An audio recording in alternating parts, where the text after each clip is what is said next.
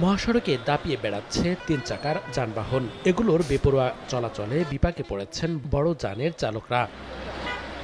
অবৈধ হলেও মানিকগঞ্জে ঢাকা আরিচা মহাসড়কে ব্যাটারি, সিএনজি চালিত অটোরিকশা ও ভ্যান চলাচল করছে প্রকাশ্যে।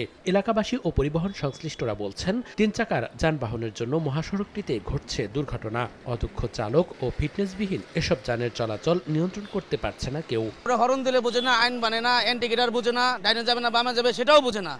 যখন আমরা জরা রোড থেকে বেরোই ওরা শুধু দাঁড়িয়ে থাকে। ওদের কোনো ট্রেনিং নাই, ওরা গাড়ি কিনে রাস্তায় নামে নামেই একটা বাসের সামনে যায় ব্রেক হয় না, গাড়ি অ্যাক্সিডেন্ট হয়। ছোট সিএনজি অটো যেগুলো আছে এদের কারণে আমাদের খুব সমস্যা হচ্ছে। এই সব গাড়িগুলো বন্ধ করে দিলে মেন রোডের থেকে, তাহলে আমরা গিয়ে এই রোডে নিরাপদভাবে চলাচল করতে পারবো। হাইওয়ে ও ট্রাফিক পুলিশ বলছে, ৩ চাকার যান চলাচল বন্ধে নিয়মিত অভিযান চলছে।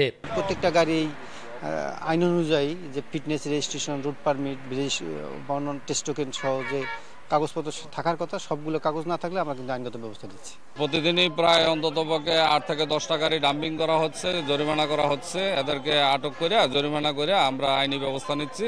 পুলিশের দেয়া তথ্য অনুযায়ী চলতি বছর মানিকগঞ্জে ছোট বড় 50টি দুর্ঘটনায় 30 জন নিহত ও 2 শতাধিক মানুষ আহত হয়েছেন।